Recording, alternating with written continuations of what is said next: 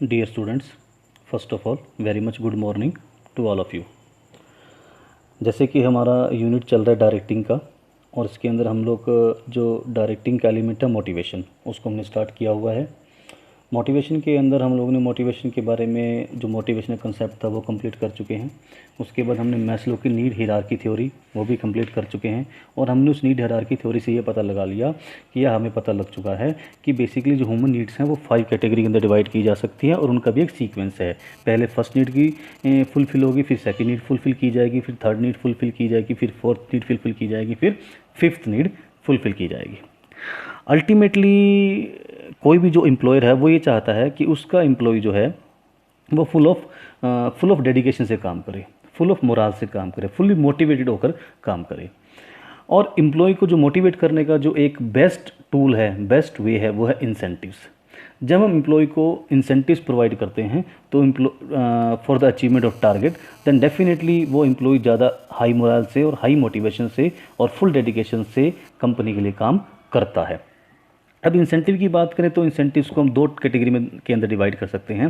पहली कैटेगरी है financial incentives, और you can say the monetary incentives, और दूसरी कैटेगरी हमारे पास है नॉन फाइनेंशियल इंसेंटिव्स, या आप कह सकते हो non monetary incentives.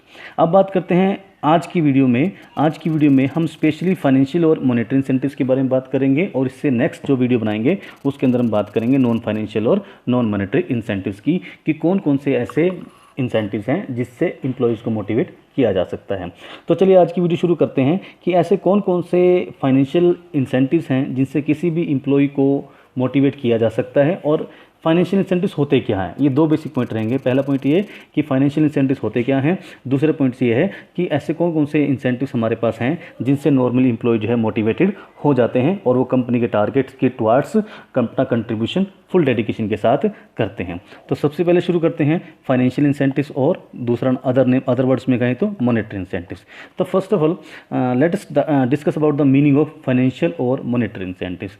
Financial incentives are those incentives which are evaluated in terms of money, mean to say ऐसे इंसेंटिव्स जिनको मॉनेटरी टर्म के अंदर इवेल्यूट किया जा सकता है, जिनको मॉनेटरी टर्म के अंदर या मनी की टर्म के अंदर काउंट किया जा सकता है, मेजर किया जा सकता है।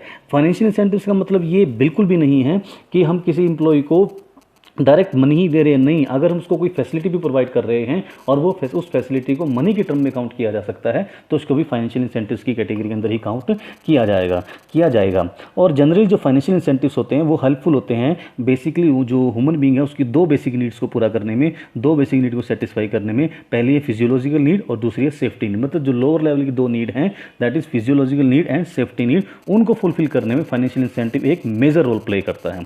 तो चलिए डिस्कस करते हैं हमारे पास कितने तरह के फाइनेंशियल और मॉनेटरी इंसेंटिव्स हैं जिनसे हम अपने एम्प्लॉय को मोटिवेट कर सकते हैं। हमारे पास अकॉर्डिंग टू अवर सिलेबस हमारे पास नियर अबाउट 7 फाइनेंशियल इंसेंटिव्स हैं और मॉनेटरी इंसेंटिव्स है, by which we can motivate, by which we can boost the moral of our employ. The first is pay and allowances. आप सबको पता है वैसे पे एंड अलाउंसेस के बारे में। तो पे क्या मतलब, पे डायरेक्टली और indirectly say about the salary और सैलरी पे एंड अलाउंसेस।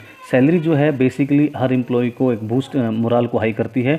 सैलरी के अंदर हम बेसिकली बेसिक पे को इंक्लूड करते हैं, डियरनेस अलाउंस को पे इंक्लूड करते हैं, और इसके साथ साथ अदर अलाउंसेस, सैलरी के साथ साथ जो भी अलाउंस एक एम्प्लॉय के दिए जाते हैं हम सैलरी के अंदर, पे और अलाउंस के अंदर उसको इंक्लूड करते हैं। और इसी के साथ साथ एनुअली जब हम एम्प्लॉय को इंक्रीमेंट्स देते हैं, जब हम एम्प्लॉय की अलाउंसेस को इंक्रीज़ करते हैं, तो उससे भी हमारा एम्प्लॉय ऑटोमेटिकली मोटिवेट हो जाता है। दूसरा पॉइंट है productivity linked wage incentives. Productivity linked wage incentives क्या है कि जैसे जैसे एक एम्प्लॉय की प्रोडक्टिविटी है उसके अकॉर्डिंगली ही हाई इंसेंटिव देना, उसकी इंसेंटिव्स को बढ़ाना।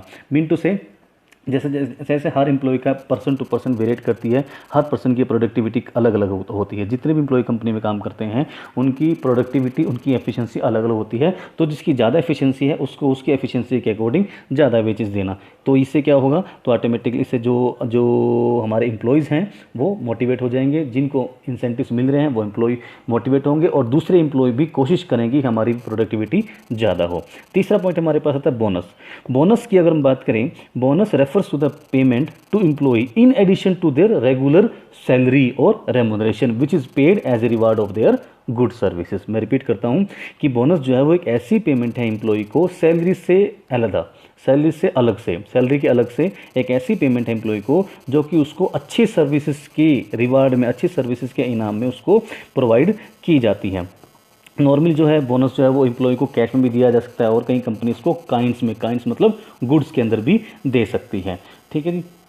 इसके बाद आपको वैसे कुछ कंपनी में एक सिस्टम है, कुछ कंपनी में मैं आपको एक साइड पॉइंट ऑफ बताया था बोनस का। कुछ कंपनी के अंदर सिस्टम है कि कंपनी के अंदर 12 मंथ के, एक साल के अंदर जैसे हमारे पास 12 मंथ होते हैं तो 12 मंथ की सैलरी दी जाती है और उसको एक महीने की अलग से, एक मंथ की सैलरी जो है वो अलग से एज ए बोनस भी दी जाती है। अपनी एम्प्लॉय कंपनी अपने एम्प्लॉयज़ को एक मंथ की सैलरी एज ए बोनस भी देती है। मतलब एक साल के अंदर 12 मंथ की सैलरी मिलेगी एम्प्लॉयज़ को और एक मंथ का बोनस मिलेगा। इन टोटलिटी अगर हम बात करें तो एम्प्लॉयज़ को एक साल के अंदर 13 मंथ्स की, 13 महीनों की सैलरी उसको दी जाती है।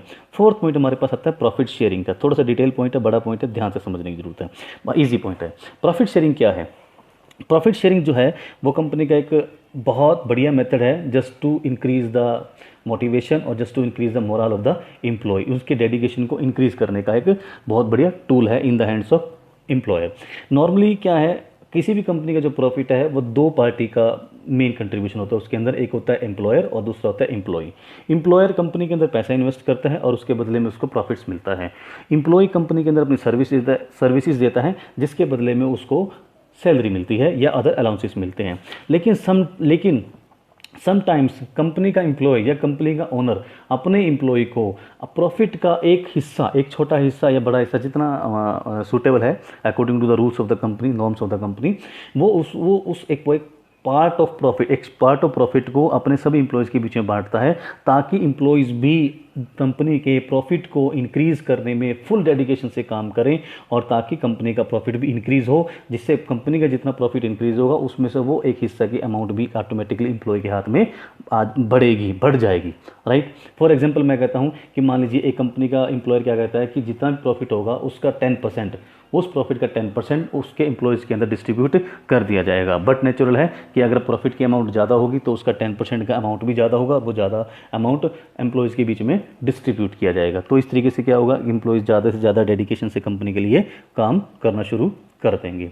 नेक्स्ट पॉइंट हमारे पास था को पार्टनरशिप और स्टॉक ऑप्शन। स्टॉक ऑप्शन से क्या मतलब है कि कंपनी को पार्टनरशिप या स्टॉक ऑप्शन का मतलब क्या है, कंपनी के द्वारा from the side of company कि कंपनी अपने एम्प्लॉय को कंपनी की ओनरशिप के अंदर शामिल करती है। ओनरशिप के अंदर शामिल करके ऐसे करती है वो तरीका है कि company equity share capital, equity shares को अपने एम्प्लॉयज़ को डिस्ट्रीब्यूट करती है, अपने एम्प्लॉयज़ को डिस्ट्रीब्यूट करती है इक्विटी शेयर। अब इक्विटी शेयर लेने का एम्प्लॉय को क्या फ़ायदा होगा? एम्प्लॉय को इक्विटी शेयर लेने का दो फायदे होंगे।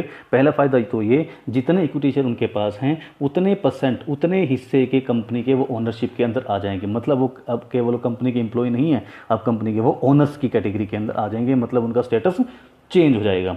दूसरा पॉइंट ये है, इक्विटी शेयर के ऊपर कंपनी हर साल डिविडेंड अनाउंस करती है, तो एम्प्लॉयज़ को सैलरी के साथ साथ डिविडेंड्स में भी हिस्सा मिलेगा, एम्प्लॉय को ये फ़ायदा है। अब बात आती है स्टॉक ऑप्शन और को पार्टनरशिप को इंप्लीमेंट कैसे किया जाए, एप्लीकेबल कैसे किया जाए। इसके लिए कंपनी क्या करती है, कंपनी जो है उनके पास दो तरीके हैं इक्विटी शेयर अपने एम्प्लॉयज़ में डिस्ट्रीब्यूट करने के। पहला तरीका तो है कि कंपनी जो है कंसेशनल रेट्स के ऊपर इक्विटी शेयर्स को अपने एम्प्लॉयज़ को अगेंस्ट द कैश पेमेंट वो बांट दे, कि कैश पेमेंट ली एम्प्लॉयज़ से, कंसेशनल रेट्स पर पेमेंट ली और इक्विटी शेयर इशू कर दिए। दूसरा तरीका है कि कंपनी उनको बोनस के अगेंस्ट, कि कंपनी ने बोनस देना है अपने स्टाफ को, तो बोनस ना देके वो अपने स्टाफ को इक्विटी शेयर दे देती है जिससे कि फ्यूचर में उसके एम्प्लॉयज़ का बेनिफिट होगा। These are the various ways of distributing the equity share among the employees. But ultimately इस ऑप्शन का एम्प्लॉयज़ को बहुत ज़्यादा बेनिफिट होता है। नेक्स्ट पॉइंट हमारे पास रिटायरमेंट। जितने भी एम्प्लॉय कंपनी के अंदर काम करते हैं वो सभी के सभी बड़े कंसर्न होते हैं अपने रिटायरमेंट पीरियड के लिए, आफ्टर द रिटायरमेंट टाइम के लिए, कि रिटायरमेंट के बाद उनकी जब जॉब चली जाएगी, जब उनकी जॉब नहीं रहेगी, तो उनकी जो फाइनेंशियल पोजीशन है कहीं वो खतरे में ना आ जाए, कहीं उसके लिए वो परेशानी खड़ी ना हो जाए। मतलब हर कोई क्या सोचता है कि अपनी रिटायरमेंट के बाद अपनी फाइनेंशियल सिक्योरिटी के बारे में ज़रूर सोचता है। तो कंपनी यहाँ पर उनके लिए कुछ बेनिफिट्स भी प्रोवाइड कर सकती है, जैसे कि ग्रेच्युटी, जैसे कि प्रोविडेंट फंड, कुछ ऐसे बेनिफिट और भी दिए जा सकते हैं जो कि पोस्ट रिटायरमेंट बेनिफिट्स कहलाते हैं। इससे भी इम्प्लॉय जो है, इम्प्लॉय का डेडिकेशन कंपनी के लिए बढ़ जाता है। नेक्स्ट पॉइंट आता है इसमें परक्विजिट्स। परक्विजिट्स क्या होती है, थोड़ा परक्विजिट्स को समझने की जरूरत है। परक्विजिट्स कंपनी का, परक्विजिट्स वो चीज़ें हैं, वो बेनिफिट्स हैं जो कंपनी डायरेक्टली अपने एम्प्लॉयज़ को in the form of cash नहीं देती, लेकिन कुछ बेनिफिट्स ऐसे देती हैं कि उन बेनिफिट्स के लिए कंपनी के एम्प्लॉय को कोई खर्चा नहीं करना पड़ता, लेकिन कंपनी उसके एम्प्लॉय की जगह पर वो सारा खर्चा करती है। For example rent free house, कि कंपनी अपने एम्प्लॉय को क्या दे रही है, एक हाउस प्रोवाइड कर दिया जिसका रेंट कंपनी पे करेगी। तो ये भी क्या होगी, इसको बोलते हैं परक्विजिट, कि परक्विजिट्स बोलते हैं जिसके लिए ऐसा बेनिफिट जिसके लिए खर्चा एम्प्लॉय को नहीं करना पड़ा और जिसका खर्चा किसको करना पड़ रहा है, कंपनी कर रही है, लेकिन डायरेक्टली और इनडायरेक्टली एम्प्लॉय को इसका बेनिफिट मिल रहा है कि उसका एक तरह से उसको रहने के लिए बिना किराए का घर मिल गया जिसका किराया कंपनी पे कर रही है। इस तरह की फैसिलिटी से भी एम्प्लॉय जो है वो मोटिवेट हो जाते हैं, उनका मोटिवेशन बढ़ता है और वो कंपनी के लिए डेडिकेशन से काम करते हैं। So these were the according to syllabus these were the 7 points which are comes under the monetary benefits और monetary incentives provided by the company to the employ. ये बेसिकली 7 पॉइंट थे हमारे मॉनेटरी इंसेंटिव के अंदर, financial incentive के अंदर। इस next video के अंदर हम नॉन फाइनेंशियल इंसेंटिव को पढ़ेंगे, जिनके हेल्प से हम लोग अपने एम्प्लॉयज़ का मोटिवेशन को इंक्रीज कर सकते हैं। This was all about monetary incentives under the lesson motivation. Thanks to all of you. Thank you.